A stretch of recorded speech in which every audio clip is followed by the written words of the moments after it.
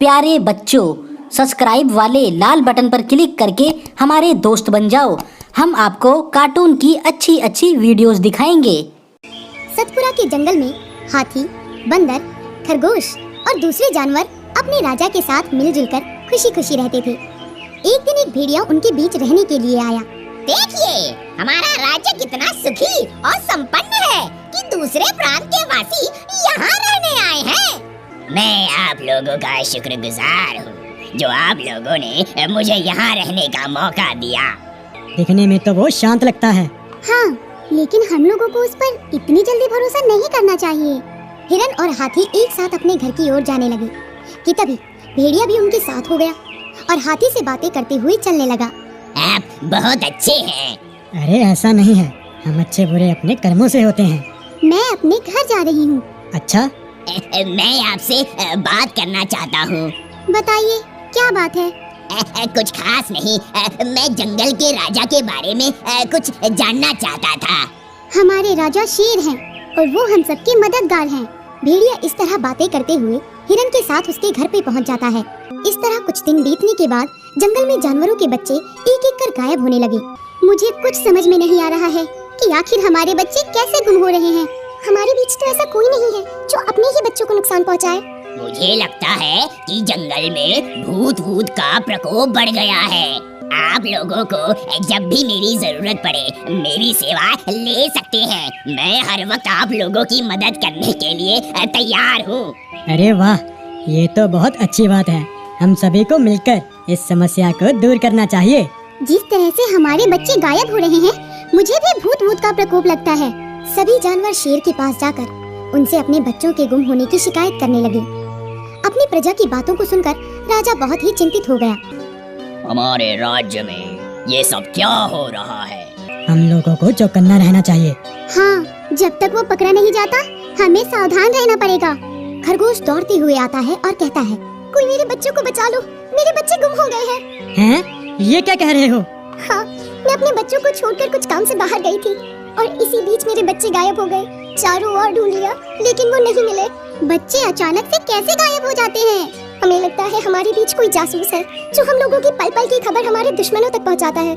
ये बात तो तुम सही कह रहे हो। मुझे भी इस बात पर शक हो रहा है। कल रक्षाबंधन का त्योहार है, हमें इसकी तैयारी करनी है। मैं जा रही हूँ। इस जंगल में रक्षाबंधन का त्योहार अनोखे तरीके से मनाने का रिवाज था। जंगल के सदस्य एक दूसरे से गले मिलते थे। रक्षाबंधन मनाने आई हूँ हाथी मेरे भाई। अरे पहले मुझे बैठ तो जाने दो, क्योंकि तुम मेरे गले तक नहीं पहुँच सकती। जरूर, आज के दिन मैं तो बिना गले मिले आपको छोड़ ही नहीं सकती। अब मैं घर जा रही हूँ। मैं अपने बच्चों को अकेला छोड़ कर आई हूँ। फिर तो जल्दी जाओ। हिरनी घर लौटती है। जब हिरनी घर लौटती है तो अपने बच्चों को वहाँ नहीं पाती। हे भगवान, मेरे बच्चे कहाँ गए? अब मैं क्या करूँ? क्या हुआ? मेरे बच्चे गुम हो गए। अभी हाथी भाई के पास गई थी, इसी बीच मेरे बच्चे गुम हो गए। त्योहार के दिन भी दुश्मनों को ऐसा गंदा काम करते हुए उनका दिल नहीं पसीजता। जो भी ये सब कर रहा है वो बड़ा ही बेरहम है। एक बार वो बेरहम पकड़ में आ गया तो उसे पटक पटक कर चटनी बना दूंगा। जानवरों को भेड़िए पर शक हो जाता है और वो इसकी शिकायत राजा से करने जाते हैं।